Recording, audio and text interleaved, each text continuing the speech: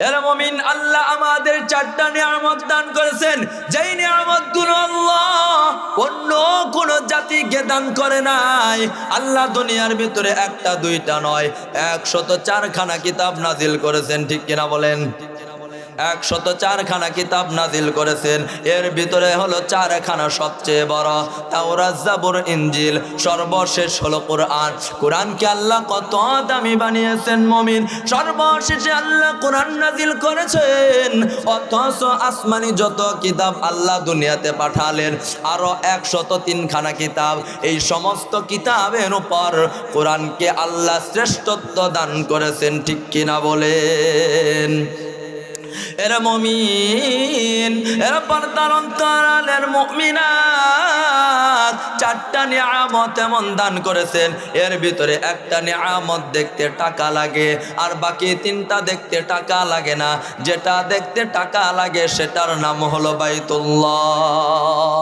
এই নিয়ামত গুলোর দিকে মুখে কিছু বলতে হবে না, অন্তরে মহব্বত নিয়ে দৃষ্টি দিয়া যদি তাকান, আল্লাহ পাক রব্বুল আলামিন আমার আর আপনার আমলনামায় নেকি দান করবেন রে বাবা। বাইতুল্লাহ যাওয়ার পর, যখন ঢোকার পর কেউ বাইতুল্লাহকে দেখে নেক নজরে তাকাইয়া ঝরঝর ঝরঝর করিয়া চোখের পানি ফেলে যখন কান্না শুরু করে, এর মুমিন দেখার সাথে সাথে আল্লাহ বান্দার আমলনামায় নেকি দান করে দেয়, সুবহানাল্লাহ। এর মুমিন মুসলমান ইমানদার, এ পর্দার অন্তরালের মারা লক্ষ্য করে শুনুন। দ্বিতীয় নাম্বার হলো মা বাবা। মা বাবার যদি মা বাবার চেহারার দিকে যদি কোনো বান্দা বান্দি, কোনো সন্তান যদি নেক নজরে তাকায়, মহব্বতের সাথে তাকায়, মুখে কিছু বলতে হবে না, তাসবিহ তেলাওয়াত করতে হবে না। মা বাবার চেহারার দিকে যদি আমি আর আপনি মহব্বতের সাথে তাকাই, আল্লাহ পাক রব্বুল আলামিন আমার আর আপনার আমলনামায় কবুল হজের নেকি দান করবেন, সুবহানাল্লাহ বলেন। এর মুমিন, এ পর্দার অন্তরালের মারা, 3 নাম্বার হলো উলামা একরাম, জাতির শ্রেষ্ঠ সন্তান। উলামা একরাম সম্পর্কে আল্লাহ বলেছেন, ইন্নামা ইয়াখশাল্লাহা মিন ইবাদিহিল উলামা। উলামারা আমারে সবচেয়ে বেশি ভয় করে। ইন্নাল উলামা ওয়ারাসাতুল আম্বিয়া, আল্লাহর নবী ফরমান, যারা আলেম হয় তারা আমার ওয়ারিস হয়, আমার বংশধর হয়।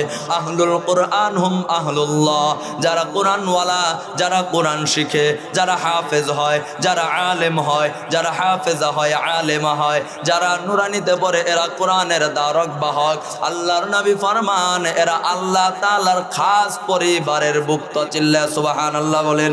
এর মুমিন, 4 নাম্বার হলো কোরআন। এই কোরআনের দিকে যদি আমি আর আপনি নেক নজরে মহব্বতের সাথে তাকাই, আল্লাহ পাক রব্বুল আলামিন আমার আর আপনার আমলনামায় নেকি দান করবেন। কথা বলেন ঠিক কিনা? কোরআনকে আজকে আমরা মহব্বত করি না, কোরআনকে আমরা ভালোবাসি না, কোরআন আমরা পড়তে চাই না, কোরআনের দিকে নেক নজর দিতে চাই না। ঘরের ভিতর টিপির জায়গা হয়, সুন্দর করে টিপি রাখা হয়, দৈনিক মুছা হয়, কত মহব্বত পিম্পিরিতি ভালোবাসা টিপির সাথে হয়। কিন্তু ঘরের কোণের ভিতরে বছরকে বছর পেরিয়ে গেল, কোরআন রাখা আছে মারা। ও বাবারা, কোরআন কেউ পড়ে না। কোরআনের ভিতরে ময়লা পড়তে পড়তে কোরআনটা কেমন যেন ঝং ধরে গিয়েছে। কোরআন যখন পুরাতন হয়, মসজিদের ইমাম হেঁটে গেলে সালাম দিয়ে বলে, হুজুর কোরআন তো আমার ঘরে দীর্ঘদিন হয়ে গেল, পুরান হয়ে গেছে, কোরআনটা একটু মসজিদে রাখা যায় নাকি? এরে ব্যাকল মুসলমান, আকলহীন মুসলমান। কোরআন দামি একটা সম্পদ, যে কোরআন ঘরে থাকলে আল্লাহর গজব হবে না। যে কোরআনকে মহব্বত করার কারণেও অনেকে মাপ পায় জান্নাতি হয়ে গেল। কোরআন পড়তে পারে না, কোরআনকে ভালোবেসে, কোরআনওয়ালাকে ভালোবেসে জান্নাতি হয়ে গেল। এর মুমিন মুসলমান ইমানদার, কোরআনটা কেন আমরা মসজিদে পাঠায় দেই? কোরআনের সাথে যারা সম্পর্ক লাগায়, এরাও তো দুনিয়ার ভিতরে দামি হয়, আখিরাতেও দ্বারা দামি হয়। কেমন দামি একটু বাবারা লক্ষ্য করে শুনেন। কোরআন যেটার ভিতরে রাখা হয়, এটার নাম কি বলা হয়? রেহাল বলা হয়। এটা কি দামি কোনো পজিশনের কাঠ না, দুনিয়ার ভিতরে সবচেয়ে নরমাল পজিশন। এর মুমিন, দুনিয়ার ভিতরে সবচেয়ে নরমাল একটা পজিশনের কাঠ যেটাকে আমরা রেহাল বলে থাকি, এই কাঠটা যদি কোরআনের সাথে সংস্রব থাকার কারণে, মিলে থাকার কারণে, মহাব্বত থাকার কারণে এই কাঠের যদি এত দাম আমাদের কাছে বেড়ে যায়, এটা হঠাৎ পড়ে গেলে চুমু খায় চোখে লাগায়, হঠাৎ পা লাগলে চুমু খায় চোখে লাগায়, এই কাঠটা রেহালটা আমরা যেথায় সেথায় রাখি না, এই রেহালটা কোরআন যেখানে থাকে তার সাথে আমরা মিলে রাখি। কথা বলেন ঠিক কিনা? এরা মুসলমান ইমানদার আল্লাহর গোলাম, এই কাঠটা যদি কোরআনের সাথে সম্পর্ক লাগার কারণে, কোরআনের সাথে যদি মিশে থাকার কারণে, মিলে থাকার কারণে, এক টুকরা কাঠ যেটাকে জড়বস্তু বলা হয়, এটার দাম যদি আমার আর আপনার সামনে এত হয়, তাহলে আরেকটু ভালো করে বুঝবেন রে বাবা, কোরআন যেটাকে পেঁচায় রাখা হয় এটারে কি বলা হয়? এটাকে গিলাফ বলা হয়। এটাকে দামি কোনো কাপড়, ব্র্যান্ডের না, নর্মাল পজিশনের কাপড়? কথা বলেন, নর্মাল না দামি? নর্মাল। এমন নর্মাল যেটা দিয়ে আমরা জামাও বানাই না, টুপি বানাই না, মাথায় দেই না, ঠিক কিনা বলেন? এরা মুসলমান মুমিন, এর পর্দার অন্তরালের মুমিনাত, এ পর্দার অন্তরালের মারা, এমন একটা নর্মাল পজিশনের কাপড় যদি কোরআনের সাথে লেগে থাকার কারণে, কোরআনের সাথে যদি মহাব্বত দিয়া থাকার কারণে এত দাম বেড়ে যায়, ময়লা হলে তাকে আমরা ধুয়ে দেই, হঠাৎ ময়লা ধোয়ার সময় যদি হাতে বা পায়ে লাগে বা হাত থেকে পড়ে যায়, অথবা শুকাতে দিয়েছে দিয়ে গিয়ে দেখি জমিনের ভিতরে পড়ে আছে, ওইটাকে নিয়ে আমরা চুমু খায় চোখে লাগায় বুকে জড়ায় নেই। এর মুসলমান ইমানদার, আমার বোঝানোর বিষয় হলো, এই এক টুকরা কাঠ, এক টুকরা নরমাল কাপড় যদি কোরআনের সাথে মিশে থাকার কারণে এত দাম আমাদের সামনে বেড়ে যায়, তাহলে শ্রেষ্ঠ নবীর আমরা হলাম শ্রেষ্ঠ সন্তান, শ্রেষ্ঠ নবীর শ্রেষ্ঠ উম্মত আমরা। অন্য কোন জাতিকে আল্লাহ কোরআন দিলেন না। বাবা আদম আলাইহি ওয়াসাল্লাম থেকে নিয়ে ঈসা আলাইহি ওয়াসাল্লাম পর্যন্ত আল্লাহ যত লক্ষাধিক পয়গম্বর নাজিল করলেন, আল্লাহ দুনিয়াতে পাঠালেন, কাউকে আল্লাহ কোরআন দিলেন না। এই কোরআন দিলেন আমাদেরকে। আর এই কোরআনের সাথে যারা মিশে থাকবে, মিলে থাকবে, কোরআনের সাথে যারা মহাব্বতের সাথে থাকবে, তাদের দুনিয়াতেও দাম বাড়বে, আখিরাতেও দাম বাড়বে, ঠিক কিনা বলেন? এর মুসলমান ইমানদার, আল্লাহ রসুল কোরআন পড়ে কাবা চত্বরে, আবু জেহেল রাত্রির বেলা কোরআন শোনার জন্য লুকিয়ে যায়। শীতের কনকনে রাতে যখন আবু জেহেল বের হয়ে যায়, তার বউ বলে, হিন্দা বলে, ওগো পানের স্বামী আমার কোথায় যান? আবু জেহেল বলে, চুপ থাক, কই যাইতে হবে সব কথা তোকে বলতে হবে নাকি? স্ত্রীকে ধমক দিয়া থামায় দেয়।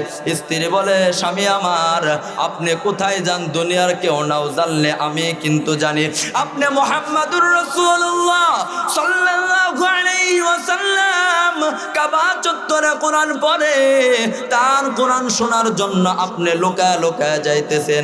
আবু জেহেল বলে, স্ত্রী চুপ থাকোই, আমি দিনের বেলা আইন জারি করেছি, মুহাম্মাদের কোরআন যদি কেউ শুনে, মুহাম্মাদের সাথে যদি কেউ সম্পর্ক রাখে, তার গর্দান আমি উড়ায়া দিব। আর আমি চোরের মতো যাইয়া কোরআন মুহাম্মাদের কেন শুনি? মুহাম্মাদের জানোস নাকি রে স্ত্রী? মুহাম্মদ যখন শেষ রাত্রে গভীর রজনীতে কাবা চত্বরে কোরআন তেলাওয়াত শুরু করে দেয়, আমি আবু জেহেল আর থাকতে পারি না। মুহাম্মদের যখন কোরআন তেলাওয়াতের আওয়াজ আমার কানের ভিতরে আসে, বাড়ি খায়, আমার দিল ছিঁড়ে যায়, আমার অন্তর ফেটে রক্ত খনন হয়। আমিও যদি মুহাম্মদের শত্রু, কিন্তু আমার মুহাম্মদের কোরআন শুনলে আমি নিজেকে কন্ট্রোল রাখতে পারি না। এই জন্য রাতের বেলা যায় আমি কোরআন তেলাওয়াত শুনি, কিন্তু কথা বলিস না যদি কেউ জানতে পারে, আমার চেলা পেলারা বা অন্য কোন লিডার যদি জানতে পারে আমি আইন জারি করার পর আমি আইন ভঙ্গ করেছি, তাহলে দিনের বেলা জুতার বাড়ি আমার গালে একটাও বাকি থাকবে না, ঠিক কিনা বলেন? এরা মুসলমান ইমানদার, বলার উদ্দেশ্য হলো, এই আবু বকর রাদিয়াল্লাহু তাআলা আনহু মাদ্রাসাকে মহব্বত করবেন, পরামর্শ দিবেন, পারলে সহযোগিতা করবেন। মনে রাখবেন বাবারা, তিনটা জিনিসের নাম হলো মাদ্রাসা। একটা হলো উস্তাদ দ্বিতীয় হলো ছাত্র, তৃতীয় হলো গার্ডিয়ান। উস্তাদ আছে ছাত্র নাই মাদ্রাসা বলা হয় না, ছাত্র আছে উস্তাদ নাই মাদ্রাসা বলা হয় না, ছাত্র আছে উস্তাদ আছে কমপ্লিট চলতেছে। গার্ডিয়ান যে দিয়ে গেছে ফি সাবিলিল্লাহ, কোনো সন্তানের খোঁজ খবর নাই, উস্তাদের সাথে পিতামাতার কোনো মহাব্বত নাই, গার্ডিয়ানদের কোনো খোঁজ খবর নাই, সন্তান পড়ে না মরে কোনো খোঁজ খবর নাই। এই জন্য বাবারা যারা গার্ডিয়ান আছেন সন্তানের খোঁজ খবর নেবেন, উস্তাদের খোঁজ খবর নেবেন, মাদ্রাসার খোঁজ খবর নেবেন, পারলে সুপরামর্শ দিবেন, কখনো বিরোধিতা করবেন না, ঠিক কিনা বলেন? এর মুসলমান আবু বকর কেমন? আবু বকর রাদিয়াল্লাহু তাআলা আনহু কোরআন পড়ে, সাথে সাথে ওমর কোরআন পড়ে, দুইজনের দিলের ভিতরে এত ব্যথা। ইসলাম গ্রহণ করার জন্য কেমন কষ্ট করলেন, কেমন মার খেলেন, কেমন নির্যাতন সহ্য করলেন। আবু বকর আস্তে আস্তে নামাজে দাঁড়া কোরআন পড়ে, ওইদিকে উমর বাঘের মতো গর্জন দিয়ে কোরআন পড়ে। দুইজনের ব্যাপারে বিশ্ব নবীর কাছে নালিশ দেওয়া হলো, ওগো নবী আমার, আপনার দুই সাহাবী, আপনার দুই বেওয়াই তো এই ঘটনা ঘটাইছে। তারা তো একজন আস্তে একজন জোরে কোরআন পড়ে। ঘটনা সংক্ষেপে বলতেছি বাবা, দোনোজন নবীর কাছে আসার পর আবু বকরকে বলে আপনি কেন আস্তে পড়েন, ওমর আপনি কেন জোরে পড়েন? আবু বকর রাদিয়াল্লাহু তাআলা আনহু বলে, ওগো নবী আমার, আমি কেন আস্তে পড়ি জানেন নাকি? আমার তো শোনানোর মাকসাদ হলো আল্লাহকে, দ্বিতীয় কারে শোনানোর মাকসাদ আমার না। এই জন্য কোরআনটা দিলে দিলে আমি চোখের পানি ফেলে ফেলে তিলাওয়াত করি, আস্তে আস্তে তিলাওয়াত করি, যেন আমার আল্লাহ শুনে আর আমি শুনি। ওমর রাদিয়াল্লাহু তাআলা আনহুকে বলতেছে, ওমর আপনি কেন জোরে পড়েন? ওমর বলে, ইয়া রাসূলুল্লাহ, কি ইয়া হাবিবাল্লাহ, আবু জেহেলের কাছ থেকে যেদিন আমি ঘোষণা শুনতে পারলাম আব্দুল্লাহর ছেলে মুহাম্মদের কল্লা যে নিয়ে আসতে পারবে, আরবের 100 উষ্টি 100 লাল উট তাকে হাদিয়া দেওয়া হবে, আমি আবু জেহেলের সাথে ওয়াদাবদ্ধ হইয়া আপনার কল্লা নিয়ে আসার জন্য যখন রওনা হয়, প্রতিমধ্যে সাআদ বিন আবি ওয়াক্কাসের সাথে দেখা হয়। সে বলতেছে, তোমার বোন তোমার ভগ্নিপতি কালেমা পড়ে মুহাম্মদের ধর্ম গ্রহণ করেছে। আমি তাদের ঘরে গেলাম, যাওয়ার পর তাদের অবস্থা দেখলাম, খাব্বাব ছিল শিক্ষক, সে লকায় গেল, তাদেরকে মারধর করলাম, কোরআন ছাড়ে না। এরা মুমিন মুসলমান ইমানদার, লক্ষ্য করে শুনুন রে বাবা, এ পর্দার অন্তরালের মারা, লক্ষ্য করে শোনার বিষয়। আবু বকর রাদিয়াল্লাহু তাআলা আনহু কেন আস্তে পড়ে, ওমর কেন জোরে পড়ে? ওমরের দিলের ভিতরে কেমন ইমানি স্পিড জ্বালা। ওমর রাদিয়াল্লাহু তাআলা আনহু বলে, আমার বোন এবং ভগ্নিপতিকে মারলাম, কোরআন তো তারা ছাড়তে চায় না, ইমান তো তারা ছাড়তে চায় না। এরপরে পিছন থেকে খাব্বাব বেরিয়ে বলে, এ ওমর, আল্লাহর নবী দারে আরকামে দোয়া করেছেন, আল্লাহুম্মা হদিনা, এ আল্লাহ তাআলা আমার দুইটা ওমর থেকে একটাকে আপনি ইসলামের জন্য কবুল করে নেন। আমার মনে হয় খাত্তাবের ছেলে ওমরের জন্য কবুল হয়েছে, হিশামের ছেলে আবু জেহেলের জন্য মনে হয় কবুল হয় না। এর মুমিন মুসলমান এত কষ্ট করিয়া ঈমান এনেছে ওমর, ঈমান আনার পর এ মুসলমান ঈমানদার আল্লাহর গোলাম। এই জন্য আবু বকর বলতেছে আস্তে পড়ি আমি, এই জন্য। ওমর বলে, খুব কষ্ট করে মুসলমান হয়েছি, জুড়ে পড়লে দুইটা লাভ হবে। একটা হলো আমি জুড়ে পড়ে দিলের ব্যথাকে দূর করব, শয়তান আমার ধারে কাছে আসতে পারবে না। দ্বিতীয় নাম্বার হলো আমি যখন জোরে তেলাওয়াত করব, আমার দেখা দেখি অন্য বায়ক কোরআন তেলাওয়াতে উৎসাহিত হবে। সুবহানাল্লাহ বলেন। জ্ঞান হলো দুই প্রকার, এক প্রকার জ্ঞান হলো দুনিয়াবি জ্ঞান, জাগতিক শিক্ষা, আরেকটা জ্ঞান হলো উখরবি শিক্ষা, আখিরাতের জ্ঞান, যেটাকে কোরআন হাদিসের জ্ঞান বলা হয়।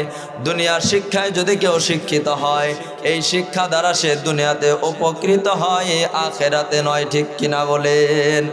এরা মুমিন, দুনিয়ার জ্ঞান যদি কেউ অর্জন করে, জাগতিক শিক্ষায় যদি কেউ শিক্ষিত হয়, এই শিক্ষা দ্বারা দুনিয়ায় উপকৃত হয়, আখিরাতে নয়। এরা মুমিন ইমানদার মুসলমান ভাইয়েরা আমার, লক্ষ্য করে শুনুন, পর্দার অন্তরালের মারা লক্ষ্য করে শুনেন। আর যদি কেউ উখরবি জ্ঞান অর্জন করে, কোরআন ও হাদিসের জ্ঞান যদি কেউ অর্জন করে, সে দুনিয়াতেও উপকৃত হয়, আখিরাতেও উপকৃত হয়, ঠিক কিনা বলেন? এরা মুসলমান ইমানদার মুমিন কোরআন ও হাদিসের জ্ঞানটা কেমন আর জাগতিক শিক্ষার জ্ঞানটা কেমন, একটু পার্থক্য হবে আলোচনার ভিতরে। মনোযোগ দেওয়া শোনা চাই, দিলের কান দেওয়া শোনা চাই। ভাইয়েরা আমার ছেলেকে আমি যদি বাংলা পড়াই অথবা ডাক্তার, ইঞ্জিনিয়ার, অন্য যে কোনো পেশায় আমি শিক্ষিত করব, ইঞ্জিনিয়ার হবে অথবা জাহাজের নাবিক হবে, পাইলট হবে, বিমানের যে কোনো শিক্ষায়, ব্যাংকের ম্যানেজমেন্ট হবে, যে কোনো শিক্ষায় সে শিক্ষিত হবে, আফসোস নাই। তবে আপনাদের হাতে পায়ে ধরে বলি, আমার সোনামণির এই কোমল হৃদয়ের ভিতরে জীবনের শুরু লগ্নে তাকে ইলম শিক্ষা দেন, তার কোমল হৃদয়ের ভিতরে কোরআন ও হাদিসের জ্ঞান ঢুকায় দেন। যদি দিতে পারেন, এই সন্তান যত বড়ই হোক, যে লাইনে সে শিক্ষিত হোক না কেন, সে কোনোদিন আমার আল্লাহর দুশ্মন হবে না, কোনোদিন নবীর দুশ্মন হবে না। ঠিক কিনা বলেন?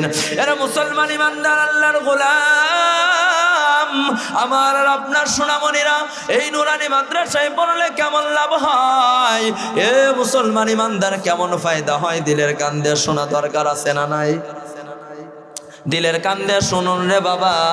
এই মাদ্রাসায় অনেক ছেলে পেলে পড়ে, যে ছেলেদের মা নাই, ছোট ছোট সোনামণি নুরানি পড়ে, আছে না নাই? কথা বলেন। এমন সন্তান সোনামণির আমাদের এই মাদ্রাসায় নুরানিতে লেখাপড়া করে, যাদের বাবা নাই মা আছে, এমনও আছে মা নাই বাবা আছে, এমনও এতিম নবীর মতো এতিম সন্তান, কলিজার টুকরা সোনামণিরা এই নুরানিতে পড়তেছে, যাদের মাও নাই বাবাও নাই, আছে না নাই? কথা বলেন। এরা মুসলমান ইমানদার। তাফসীরে কাবীরের লেখক আল্লামা ফখরুদ্দীন রাজি রহমাতুল্লাহি আলাইহি তিনি তিনার কিতাবের ভিতরে ঘটনাটা উল্লেখ করেছেন। দিলের কান দিয়ে শুনেন মুমিন মুসলমান, যে মাদ্রাসার ভিতরে কোরআন শেখানো হয়, হাদিস শেখানো হয়, ছোট ছোট সোনামণিরা আমার আর আপনার ছেলে এই নুরানিতে পড়িয়া আল্লাহর কালামের জ্ঞান শিখতেছে, নবীজির হাদিসের জ্ঞান শিখতেছে। এমন সোনামণি আছে যাদের মা বাবা অন্ধকার কবরে, দুইজন হোক অথবা একজন হোক, যারা অন্ধকার কবরে ঘুমায়, আর সোনামণিরা এই মাদ্রাসায় পড়ে, তাদের মা বাবা কবরে থেকে কি লাভ হয়, আর যারা পড়ে তাদের কি ফায়দা হয়? এরা মুমিন, এ মুসলমান ইমানদার আল্লাহর গোলাম, এরে মুসলমান। তাফসীরের কাবীরের লেখক আল্লামা ফখরুদ্দীন রাজি রহমাতুল্লাহি আলাইহি তিনি তিনার কিতাবের ভিতরে লিখেছেন, একটা দুইটা খণ্ডে নয়, 32 খণ্ডে তাফসীরে কাবীর লেখা। এই কিতাবের ভিতরে ঘটনা উল্লেখ করেন, আল্লাহ তাআলার পয়গম্বর সফরে বের হয়েছেন, পথিমধ্যে চলতে চলতে পয়গম্বরের সামনে একটি কবরস্থান দেখতে পাইয়া চিন্তা করলেন, একটু কবরটা জিয়ারত করি, অথবা এই কবরগুলো আমি একটু জিয়ারত করে নেই। ভাইয়েরা আমার, মুমিন লক্ষ্য করে শোনার বিষয়, পয়গম্বর কবরের পাশে দাঁড়াইয়া কবরের দিকে যখন চক্ষু বন্ধ করে তাওয়াজ্জু ডাললেন, কুদরতি চক্ষু ডাললেন, ডালার পর দিল থেকে তিনি দেখতে পান সকল কবরওয়ালা জান্নাতের বাগানের ভিতরে ঘুমায়। একটা কবরওয়ালা তাকায় দেখে তার সামনেই সেই কবরওয়ালা জাহান্নামের আগুনের ভিতরে দাউ দাউ করে জ্বলতেছে। বলেন নাউজুবিল্লাহ। এর মুমিন, এ মুসলমান ইমানদার, এর পর্দার অন্তরালের মারা, আমার আর আপনার সোনামণিরা যদি মাদ্রাসায় নুরানি কিন্ডার গার্ডেনে পড়ে কি ফায়দা হয়, একটু লক্ষ্য করে শুনুন রে বাবা। এই পয়গাম্বর চিন্তা করলেন এখন কবরের জিয়ারত করা দরকার, আবার তার মাইন্ডের ভিতরে চিন্তা এসে গেল, আমি যে কাজের উদ্দেশ্যে রওনা হয়েছে কাজটা এর চেয়ে আরো ইম্পর্টেন্ট, আরো বেশি গুরুত্বপূর্ণ। ভাইয়েরা আমার মুসলমান ইমানদার, লক্ষ্য করে শুনুন বাবারা, এর পর্দার অন্তরালের মারা পয়গম্বর আলাইহি ওয়াসাল্লাম চিন্তা করলেন, এই চিন্তায় তিনি উপনীত হয়ে গেলেন যে এখন যদি জিয়ারত করি আর এই জন্য দোয়া করি, তাহলে ওই দিকে আমার কাজটা লেট হয়ে যাবে, আমি কাজের উদ্দেশ্যে চলে যাই। 3 দিন পর যখন আবার এই রাস্তা দিয়ে রিটার্ন আসার সময় এই কবরওয়ালার জন্য মালিকের দরবারে দোয়া করব, আল্লাহ তাআলা যেন রহমত বরকতের দ্বারা, আমার পয়গম্বরের দোয়ার ও বরকতের দ্বারা আল্লাহ তাআলা ওয়ালার কুদরতি নজরের দ্বারা এর মুমিন আল্লাহ যেন এই কবরওয়ালাকে জান্নাত দান করেন। এই চিন্তা করিয়া পয়গম্বর রওনা হয়ে গেলেন। চলতে চলতে পয়গম্বর তার গন্তব্যে পৌঁছিয়া গেলেন। গন্তব্যের কাজ শেষ করিয়া মুসলমান আবার যখন 3 দিন পর পয়গম্বর রিটার্ন আসতেছে, আসার পর ওই কবরের গুরুস্থানের সামনে দাঁড়াইয়া পয়গম্বর যখন চক্ষু বন্ধ করে গুরুস্থানের দিকে দিলের তাওয়াজ্জু ডাললেন। এরে মুমিন, এর পর্দার অন্তরালের মারা পয়গম্বর যখন দিলের নজর ডাললেন, তিনি যখন চক্ষু বন্ধ করে তাওয়াজ্জু দিলেন, তাওয়াজ্জু দিয়া দেখে সামনের কবরটা যেটা ধাও ধাও করে 3 দিন আগে কবরের ভিতরে আগুন, এই কবরটা আর আগুনের ভিতরে নাই। এই কবরওয়ালা এখন জান্নাতের বাগানের ভিতরে ঘুমায়। চিল্লা সুবহানাল্লাহ বলেন। এ মুমিন পয়গম্বর আশ্চর্যজনিত হয়ে গেল, কি ব্যাপার কি ব্যাপার, মাত্র 3 দিন আগে দেখলাম কবরটার ভিতরে জাহান্নামের আগুন দাও দাও করে জ্বলে, বাবা আজকে কিভাবে এই কবরের ভিতরে জান্নাতের ফয়সালা হলো? পয়গম্বর আর নিজেকে স্থির রাখতে পারলেন না, কন্ট্রোল করে রাখতে পারলেন না, ধরে রাখতে পারলেন না। পয়গম্বর আল্লাহর জমিনে আল্লাহর কুদরতি কদমের ভিতরে সিজদায় লুটিয়া পড়লেন। সুবহানাল্লাহ বলেন। এর মুমিন মুসলমান ইমানদার পয়গম্বর সিজদায় লুটাইয়া পড়িয়া চোখের পানি ফেলে ফেলে কান্দে আর বলে, ওগো মাওলা, এমন কই আমল করলো যে 3 দিন আগে কবরের ভিতরে আগুন দেখলাম, আজকে 3 দিন পরে আসে দেখি কবরটা ফুলের বাগান হয়ে গেছে। এই বান্দা কি আমল করলো, কি নেক কাজ করলো? না দুনিয়ার ভিতরে তার রেখে যাওয়া কোনো বস্তু কোনো ব্যক্তি তার জন্য নেক আমল করেছে। আরে মুমিন মুসলমান ইমানদার পয়গম্বর যখন আল্লাহর কাছে রুনাজানি করে, নিষ্পাপ বেগুনাহ মাসুম পয়গম্বর আল্লাহ পাক রব্বুল আলামিন আর সহ্য করতে পারেন নাই। আল্লাহ বলে, পয়গম্বর চিন্তা করিও না, কেন টেনশন করতেছো? টেনশন মত করো, টেনশন করিও না। কুদরতি কদম থেকে তোমার মাথাটা ওঠে তুমি একটু স্থির হয়ে দাঁড়াও, সমস্ত ঘটনা আমি তোমাকে ওয়াকিয়া খুলে বলবো। আল্লাহ যখন গাইবে আওয়াজ দিয়ে পয়গম্বরকে জানায় দিলেন। এর মুমিন পয়গম্বর মাথা উঠে বসলেন। ওঠানোর পর আল্লাহ পাক রব্বুল আলামিন পয়গম্বরের সাথে প্রেম বিনিময় শুরু করলেন, কথোপকথন শুরু করলেন। পয়গম্বরকে বলতেছে, পয়গম্বর দিলের কান দিয়ে শোনো, এই বান্দা আমার, যে বান্দা কবরের ভিতরে 3 দিন আগে জাহান্নামের আগুনে জ্বলতেছিল, আজকে কবরের ভিতরে সে জান্নাতের বাগানে কিভাবে ঘুমালো। লক্ষ্য করে শোনো পয়গম্বর, এই বান্দাটা যখন দুনিয়ার ভিতরে বিবাহ বন্ধনে আবদ্ধ হলো, কিছুদিন পর স্ত্রীর গর্ভে যখন সন্তান আসলো, বছর পেরিয়ে সন্তানটা যখন দুনিয়ার ভিতরে ভূমিষ্ঠ হলো, এর মুসলমান ইমানদার সন্তানটা দুনিয়াতে আসার পর কিছুদিন পর তার হায়াত জমিনের ভিতরে শেষ হয়ে গেল, মৃত্যু হয়ে গেল। তাকে কবরস্থ করিয়া আত্মীয় স্বজন যখন এতিমের মতো কবরে ফালাইয়া সকলে মাটি দেয়া চলে গেল, মাটি চাপা দেয়া চলে গেল। এই ব্যক্তিটা ছিল নাফরমান, অর্থাৎ সে নামাজ পড়ে নাই, আল্লাহর হুকুমের দ্বারে নাই, যার কারণে তার কবরের ভিতরে জাহান্নামের ফয়সালা হয়েছে। ক্বালা রাসূল আরবী সাল্লাল্লাহু আলাইহি ওয়াসাল্লাম, আল কবরু রাউযাতুম মিন রিয়াজিল জান্নাহ আও হুফরাতুম মিন হুফারিন নার। এ মুমিন, এর পর্দার অন্তরালের মারা, এরে মুমিনাত একটু দিলের কান দিয়ে ঘটনাটা শোনাচ্ছে আম্মা জানরা। এ বাবা যারা যায় যেখানে আছেন রাস্তাঘাটে আর বসে থাকিয়েন না, জান্নাতের বাগানের মেলা শুরু হয়ে গেছে। এই বাগান আর চিরদিন বসবে না, 1 বছর পেরিয়ে যদি হায়াত বাকি থাকে তাহলে জান্নাতি বাগান পাবো, নচেত এই বাগান আমার আপনার কপালে নসিব হবে না। এই জান্নাতি বাগানে বসলে গুনাহ মাফ হয়, এই জান্নাতি বাগানে বসলে রহমত বরকত পাওয়া যায়। এই জান্নাতি বাগান ছাড়িয়া যে যেখানে আছেন, লেপের নিচে কম্বলের নিচে অথবা রাস্তাঘাটে দোকানে আড্ডা দিতেছেন, বাবা সময় কিন্তু পেরিয়ে যাচ্ছে, হায়াত কিন্তু শেষ হয়ে যাচ্ছে। আমি আর আপনি কবরের যাত্রী হয়ে যাচ্ছি বাবারা, না জানি কোন সময় আজরাইল আসিয়া সামনে উপস্থিত হয়ে যায়। একটা সেকেন্ড সামনেও না, একটা সেকেন্ড পিছনে যাওয়ার কোনো সুযোগ নাই। কথা বলেন ঠিক কিনা? এরা মুমিন লক্ষ্য করে শোনেন, পয়গম্বর আলাইহি ওয়াসাল্লাম আল্লাহর সাথে প্রেম বিনিময় করে কথা যখন বলা শুরু করলেন, আল্লাহ পাক রব্বুল আলামিন বলতেছেন, এরে পয়গম্বর, এই বান্দাটা যখন কবরস্থ করিয়া সকলে চলে গেল, না ফরমান আমার কোনো হুকুমের দ্বারে নাই, দুনিয়া নিয়ে সব সময় পড়ে আছে, আমি হায়াত দিলাম, দুনিয়ার নাজ ও নিয়ামত আমি তাকে দিলাম, স্ত্রী এটাও কপালে থাকার বিষয়ে আমি তাকে দিলাম, বিয়া করার পরও অন্যের কপালে সন্তান জোটে না, এমন লোক আছে না নাই? আমি তাকে একটা নেক সন্তানও দিয়েছি, সন্তানের চেহারাও সে দেখেছে, আব্বু বলিয়া চুমু খেয়েছে, কিছুদিন পর হায়াত যখন শেষ, আমার আর কি করার, কলমে বরজখে তাকে আমি ঢুকায়া দিলাম।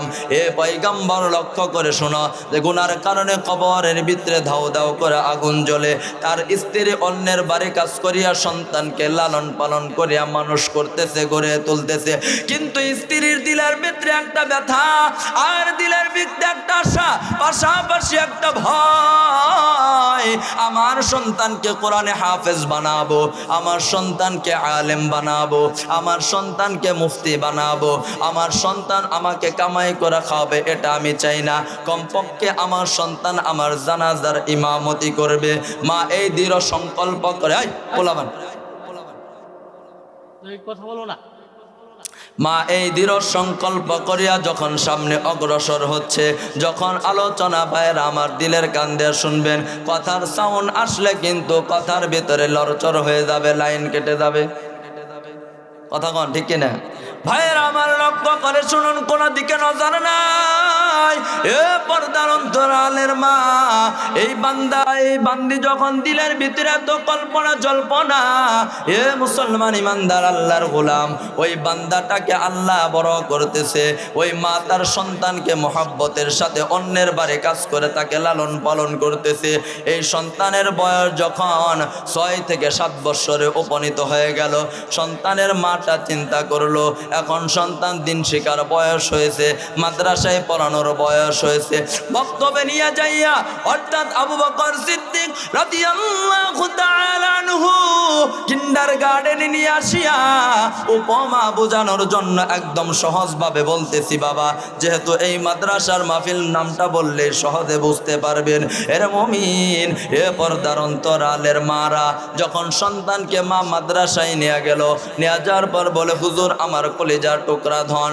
এটা এতিম, এর বাবা নাই, বাবা মারা গিয়েছে জন্মের পর, আমি অন্যের বাড়ি কাজ করি, খুব কষ্ট করে কামাই রোজগার করিয়া সন্তানকে নিয়ে কোনো রকম দিন চালায়, আমার সন্তানটা দিনদার হবে, হাফেজ হবে, আমার দিলের ভিতরে আসা এই কল্পনাগুলো যখন উস্তাদকে বলল, উস্তাদ চোখের পানি ছেড়ে দিয়ে বলে, মা টেনশন করিয়েন না, চিন্তা করিয়েন না, আমাদের গোরাবা ফান থেকে অনেক এতিমকে লেখাপড়ার জন্য খরচ দেওয়া হয়, এর মুসলমান ইমানদার লক্ষ্য করে দিল দেওয়া কথাগুলো শুনবেন।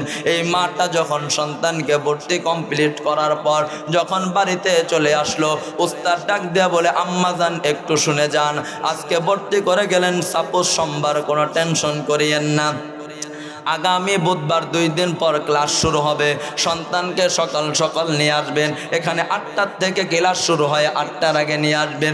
মা যখন সব কিছু শুনিয়া চলিয়া গেল, বাড়িতে যাইয়া নামাজ পড়ে আল্লাহর কাছে দোয়া করে, আল্লাহ আমার স্বামীকে তুমি অন্ধকার কবর দেশের বাসিন্দা বানায়া দিয়েছ, স্বামীরও আশা ছিল, আমারও আশা ছিল, আজকে স্বামী অন্ধকার কবরে তোমার জিম্মায় ঘুমায়, আর আমি আজকে আমার কলিজার টুকরা ধনকে নুরানি কিন্ডারগার্টেনে ভর্তি কমপ্লিট করে চলে এসেছি, আগামী বুধবার সকালে ক্লাস শুরু হবে। সন্তানকে যখন বুধবার হয়ে গেল, সকাল সকাল গোসল দিয়া সুন্দর জামা কাপড় পরাইয়া সন্তানকে নিয়ে মাদ্রাসায় উপস্থিত। এর মুমিন সন্তানকে যখন নিয়ে আসে মাদ্রাসায় উপস্থিত হয়ে গেল, শিক্ষক বলতেছে তাকে নার্সারি অথবা প্লের ক্লাসে বসায় দেন, বসায় দেয়া হলো। উস্তাদ সকলের নাম কমপ্লিট জিজ্ঞেস করে হাজিরা নেওয়ার পর বলতেছে, এখন থেকে পড়া শুরু হবে, রব্বি জিদনি ইলমা 3 বার পড়ানোর পর, দরুদ ও ইস্তেগফার পড়ানোর পর উস্তাদ বলতেছে, এখন তোমরা বলো বাবাজা, আউযু বিল্লাহি মিনাশ শাইতানির রাজিম বলিয়া, এরপরে বলতেছে, আল্লাহ সুরা দুইটা বরকতি নাম দ্বারা পড়া শুরু করতে হয়। উস্তাদ যখন মুখ দেয়া উচ্চারণ করলো, সকল ছাত্রীর সাথে ওই এতিম ছাত্রটাও উচ্চারণ করলো, বিসমিল্লাহির রহমানির রহিম। আল্লাহ পাক রব্বুল আলামিন পয়গম্বরকে বলতেছেন, পয়গম্বর, ওই সন্তানটা যখন দুনিয়াতে বান্দা রেখে আসছে, আজকে সন্তানকে তার উস্তাদ সবক দিয়েছে রে পয়গম্বর। এই সবকের ভিতরে আমার দুইটা গুণবাচক নাম উচ্চারণ হয়েছে, যে গুণবাচক নামের ওসিলায় সন্তানের জবান দেয়া উচ্চারণ হওয়ার সাথে সাথে আমার রহমত দরিয়ার ভিতরে যখন জোশ এসে গেল, আমি আল্লাহ আর সহ্য করতে পারি না, কারণ আমি রহিম রহমান, আমি তো জুলুমকারী নই। ওয়ালা ইয়াজলিমু রাব্বুকা আহাদা, আমি কারো উপর জুলুম করনেওয়ালা নই। আল্লাহ পাক রব্বুল আলামিন বলে, আমি ইনসাফগার, আমি হলাম রহমান, আমি হলাম রহিম, আমি হলাম গফফার, আমি সকলকে ক্ষমা করতে ভালোবাসি। এই জন্য মুসলমান ইমানদার এর মুমিন পয়গম্বরকে আল্লাহ তাআলা বলেন, রহমত যখন জোশ এসে গেল, আমি আল্লাহ ওই নাবালেগ সন্তানের মুখ দেয়া যখন, আমার ছোট্ট মাসুম বাচ্চার বান্দার মুখ দেয়া যখন দুইটা আমার গুণবাচক নাম উচ্চারণ হলো, ওই তালবে ইলম যখন ঘর থেকে দিন শেখার জন্য বের হয়, আল্লাহর নবী ফরমান, ক্বালা রাসূল আরবী সাল্লাল্লাহু আলাইহি ওয়াসাল্লাম, মান সালাকা তরিকান ইয়ালতামিসু ফীহি ইলমান সাহহালাল্লাহু লাহু বিহি তরিকান ইলাল জান্নাহ। কোন সোনামণিরা যখন দিন শেখার জন্য ঘর থেকে বের হয়, আল্লাহ পাক রব্বুল আলামিন ওই সমস্ত সোনামণিদের জন্য জান্নাতের রাস্তাকে সহজ করে দেয়। সুবহানাল্লাহ বলেন। এর মুমিন, জান্নাতের রাস্তা যারা চলে, জান্নাতের রাস্তায় যারা পদার্পণ করে, তারা নিষ্পাপ বেগুনা মাসুম, তারা জান্নাতি। এমন জান্নাতীরা যখন আল্লাহর দরবারে চোখের পানি ফেলে রুনাজারি করে, আল্লাহ পাক রব্বুল আলামিন আর সহ্য করতে পারে না। মাসুম বান্দার জবান দিয়া দুইটা রহমত বরকতের আমার নাম উচ্চারণ হয়েছে। ওগো পয়গম্বর, এর কারণে এই বান্দার গোলামের কবরটা আমি আল্লাহ জান্নাত দ্বারা ভরপুর করে দিয়েছি। ছোট্ট মাসুম সন্তানের জবান দিয়া আমার দুইটা গুণ উচ্চারণ হওয়ার কারণে, নাম চিল্লা সুবহানাল্লাহ বলেন। এরা মুসলমান ইমানদার পয়গম্বরের দিলের ভিতরে পেরেশানি বেড়ে গেল। আল্লাহ, এমন কি দুইটা নাম, যে দুইটা নাম উচ্চারণের বরকতে, সন্তান উচ্চারণের বরকতে যদি বাবা মা পাওয়া যায়, তাহলে আমরা বললে তো আমাদেরও আরো নেকি হবে। পয়গম্বর যখন আল্লাহ তাআলার সাথে আরো জোরাজুরি শুরু করলো, আল্লাহকে যখন আরো কঠোরভাবে পয়গম্বর ধরলো, না নাসুর বান্দা হিসেবে আল্লাহ আমাকে বলতেই হবে। আল্লাহ পাক রব্বুল আলামিন বলেন, পয়গম্বর শুনে নাও, এই বান্দা যখন দুনিয়াতে একটি মাসুম বান্দা রাখছে, মাদ্রাসায় ভর্তি হয়ে যখন পড়ছে, বিসমিল্লাহির রহমানির রহিম, আমার নাম রহমান, আমার নাম রহিম, যখন এই বান্দার ছোট্ট মাসুম বান্দার জবান দেয়া উচ্চারণ হলো, আমার আর তো সহ্য হয় না। আমি তো রহমান রহিম, আসলেই তো আমি রহমান রহিম। রহমান রহিমের গুণ হলো ক্ষমা করে দেওয়া, বরকতের ফয়সালা করা। আমি তো জালেম না, কিভাবে কবরটা জাহান্নামের ভিতরে, গর্তের ভিতরে রাখবো? সন্তানের মুখের উসিলায় এই বান্দার কবরটা জান্নাতের বাগান বানায় দিয়েছি আমি। সুবহানাল্লাহ। এ মুমিন, তাহলে লক্ষ্য করে শুনুন, আমরা কি বুঝলাম? এই নুরানি মাদ্রাসায় অনেক ছেলে পড়ে যাদের মা নাই, আছে না নাই? অনেক সন্তান পড়ে যাদের বাবা নাই, ঠিক কিনা বলেন? এমনও আছে এতিম নবীর মতো মাও নাই, বাবাও নাই। কথা বলেন ঠিক কিনা? তাহলে আমরা বুঝতে পারলাম, যেদিন এই সোনামণিরা আসিয়া নুরানিতে ভর্তি হয়েছে, যেদিন বিসমিল্লাহির রহমানির রহিম জবান দিয়ে বের হয়েছে, ওই দিন আল্লাহ তাআলার কোরআনের উপরে কিনান, পয়গম্বরের উপরে কিনান, হাদিসের উপরে কিনান। আল্লাহ অবশ্যই অবশ্যই ওই বান্দা বান্দির মা বাবা যদি কবরে থাকে, একজন হোক অথবা উভয় হোক, আল্লাহ ওই দিন থেকে নিয়ে কিয়ামত পর্যন্ত মা বাবা বাবার কবরগুলো জান্নাতের টুকরা বানায়া দিয়েছে, ঠিক কিনা বলেন? তাহলে আমাদের সোনামণিরা কোরআন শিখবে, হাদিস শিখবে, এটা দ্বারা বরকত আছে না নাই? এরা মুসলমান ইমানদার সন্তান যদি দিনদার হয় তাহলে এটা পিতামাতার জন্য গর্বের বিষয়। এরপরে ভালো করে শুনেন, এই মাদ্রাসা হলো বরকতপূর্ণ একটি মাদ্রাসা, যে মাদ্রাসার নাম রাখা হয়েছে হযরত আবু বকর সিদ্দিক রাদিয়াল্লাহু তাআলা আনহু। আল্লাহর নবীও তো কোরআন পড়েছেন। এই মাদ্রাসায় পড়লে আমার আর আপনার ছেলের যে সর্বপ্রথম জ্ঞান অর্জন হবে সেটা হলো কোরআনের জ্ঞান, ঠিক কিনা বলেন? কোরআনের জ্ঞান দরকার আছে না নাই? আরো চিল্লায় বলেন, আছে না নাই? কোরআনের জ্ঞান যারা অর্জন করবে তারা দুনিয়াতেও দামি, এরে মুমিন তারা আখিরাতেও দামি। ও পর্দার অন্তরালের মা বোনেরা একটু লক্ষ্য করে শুনেন, আপনার ছেলে কোরআন শিখতেছে, আপনার ছেলে হাফেজ হচ্ছে, আপনার ছেলে নুরানিতে পড়তেছে, আল্লাহর কালাম নবীজির হাদিস শিখতেছে, আপনার ছেলে আলেম হয়, আপনার মেয়ে আলেম হয়, কি ফায়দা হয়? তাদের কি লাভ হয়? পিতা মাতা কেমন লাভবান হয় রে বাবা? ফিনিশিং এ আসার পর ঘটনাটা একদম কমপ্লিট বুঝতে পারবেন। লক্ষ্য করে দিলের কান দেয়া শুনুন, এই মাদ্রাসায় আমার আর আপনার ছেলে পড়লে সর্বপ্রথম যে গুণটা অর্জন হয়, এর ভিতরে 4টা গুণের ভিতরে সর্বপ্রথম একটা গুণ অর্জন হবে, সে গুণটা হলো কোরআনের মতো বরকতি রহমতি গুণ, ঠিক কিনা বলেন? এরা মুমিন মুসলমান, দুনিয়ার মিত্রে আল্লাহ আমাদের 4টা নিয়ামত দান করেছেন। কয়টা? আমার লক্ষ্য করে শুনেন, আল্লাহ পাক রব্বুল আলামিন দুনিয়াতে আমাদের কয়টা নিয়ামত দান করেছেন? বলেন কয়টা? আলহামদুলিল্লাহ, এ পর্যন্ত যা আলোচনা হয়েছে সকলকে সর্বশরীরভাবে আমল করার তৌফিক দান করুন। ওয়া আখিরু দাওয়ানা আলহামদুলিল্লাহি রাব্বিল আলামিন।